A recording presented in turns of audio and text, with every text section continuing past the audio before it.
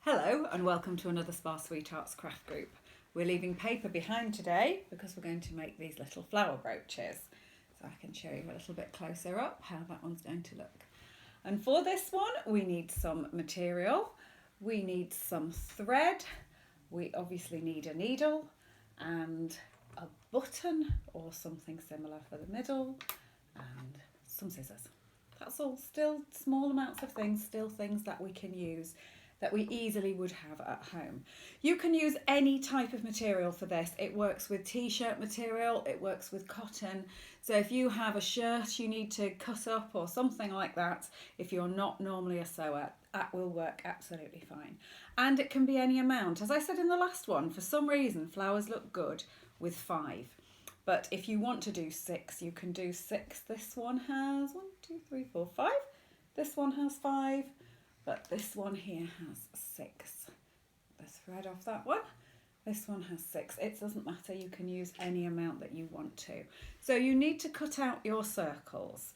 It doesn't matter what size circle you use. Again, you can use your trusty coaster to cut around, or you can make them slightly smaller depending on what size you want your brooch to be. If you were doing a nice big one from a bag, you might want it slightly bigger or you might want it slightly smaller. You can do them all in the same. So here there are lots of the same coloured material, or you can do it in different ones. I'm going to do it in different ones today because it's easier for you to see on the demonstration, but you can make them any way that you want. So we're going to pick up one of ours, the peach one for mine, and we're going to fold it in half. You will notice our skills picking up because this is very similar to the original flowers that we did. You will fold it in half and then fold it in half again. So you end up with a quarter, just like we did with the spring flower wreath. But this time, because it's material and not paper, when you do your folds, it's going to come springing back open again like that. So you're going to need to keep your fingers on it. Okay, so we've threaded up our needle. Now I have tied a knot on the end. You're not going to see it anyway, so that's perfectly fine. If you want to over sew it, you can do that as well. It doesn't matter. It's easier if you start with the open end, although it'll work if you do that end, but it's easier if you start at the open end. So obviously you would normally be doing this facing you. I'm just doing it like this so that you can see. So we're putting our needle in and pulling it all the way through until we get to the knot, which is going to stop it. This will now help it to stop springing open. And then you're just going to do a running stitch along the bottom of the curved edge. So the running stitch is really the simplest stitch you can do. In, out, in, out, in, out. I've chosen quite a big needle so that you can see what I'm doing, but a small pointy needle would probably go through a little bit more easily there. I've also chosen a contrasting thread so that you can see exactly where that is. So a little way in, a running stitch along the bottom like that. You can choose something like pale blue or grey. Works really well with a contrast of colours, but it actually doesn't matter because you're not going to see it. So any thread that you have around will be fine. So we're going to do that, okay, and then you can put that down. Pick up your next one. It's interesting how it doesn't, sometimes the pattern that you have on here doesn't come out looking the same, so it doesn't necessarily come out looking stripy in this case. So we're folding it in half and then in half again so that we've got a quarter. And now we're going to do exactly the same thing. We're starting at the open end because it's a bit easier. We're going to pull it round until the other one is sitting just next to it, like that. Okay, don't pull it tight yet, just having it like that. And then again, a running stitch along the bottom. Now you can do a running stitch by pulling each one through individually, or you can do them up, down, up, down, up, down, all the way to the end. It depends on how confident you feel about doing that, and it's absolutely fine either way. So you're going to end up with 2 sitting next to each other like that. Again, you don't need to pick yours up. You can keep leaving it on the table. So you can do that. Now, if you keep going, here's one I prepared earlier, until you have 5 or 6. I'll just move those ones out of the way for us. Until you have 5 or 6 all strung together like that. Okay, so we've got those like that. Now, I've taken my needle off the end there, and they're all facing the same way. Notice I just flipped that one over because we're facing the same way. And now we're going to pull, just like gathering if you have done some sewing like that. And if you pull up, you will notice that they form some wonderful petal shapes like that. So if I just undo that for you to see the last two, okay, that's how they were. And when you pull, that's what happens. You end up with them pulling round together. Just take that little bit of cotton off, which has obviously just been hanging around. So you've got that like that, and you pull it. Now pull it tight so that it ends up all together, but not so tight that you snap your thread. Okay, so you want it like that. Now, I'm just going to change back onto my needle from the other one to show you what to do now. If you're not used to threading a needle, if you lick it a little bit, it always helps it to do that. If you're short-sighted like me, it also helps to take your glasses off sometimes now, but some people will be putting glasses on, either one.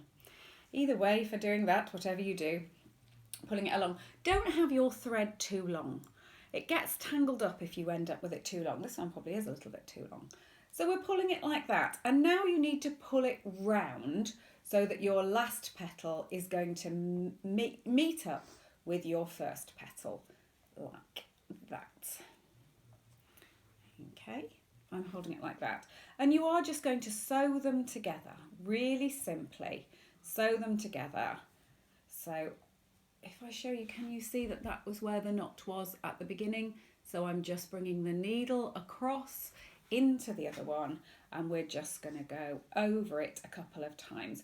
You need to hold a bit of tension at this point to make sure all of your petals have come together.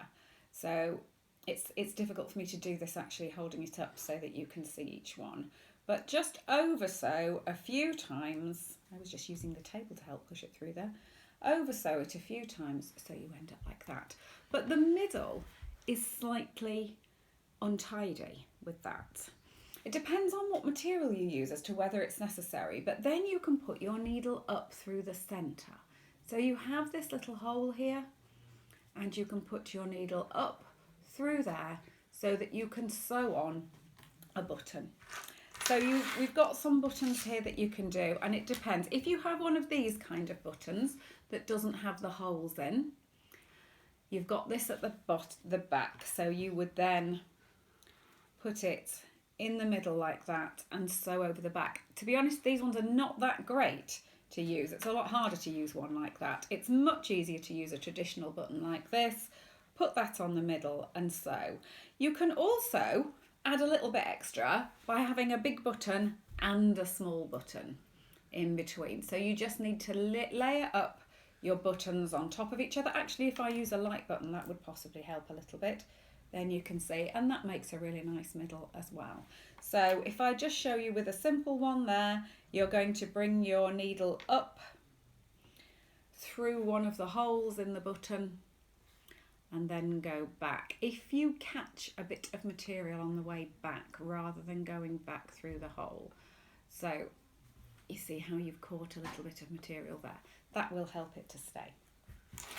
So you can end up with a nice big one like this to add onto a bag or something like that with sewing. This one was made with just lining material. So it's, you know, the material itself is not interesting. It's the lining that comes inside of a dress like this. And you're just going to make it look a bit more interesting like this. My lovely friend Jane made this one, and this has 8 petals and a double button in the middle, looking good. Now on the back here, we've added a piece of felt as well, which was glued on, just to add a little bit more stability.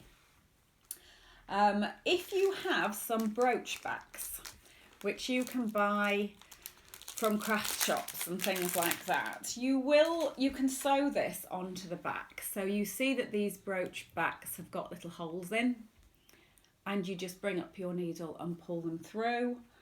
If you have, you can also glue them on with a glue gun if you've had enough of sewing.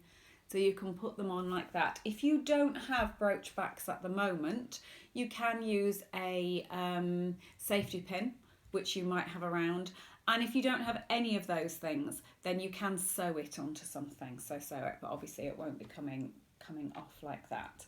So you can use any amount of different petals for that. When I made this dress that I'm wearing, it was the first time I'd ever done pleats, and one of the pleats isn't perfect. So I made some of the material left over, and because it's a sunflower, I did as many petals as I could fit on. And I usually wear this over the bit of the dress that isn't perfect, so it becomes part of the dress, even though it is actually just a brooch back on there. So they're really simple, nice flowers to do. Things like that work particularly well for gifts if you're giving them to people, because there are so many. They're quick and easy to make, and you can make loads and they look really good. You could also put hundreds of them onto a cushion, something like that, so it would look really nice. So if you want to brighten up some clothing, if you want to brighten up a cushion, or you just want something to absorb you, that is a really good craft. I hope to see you next time for another bit of crafting. Goodbye.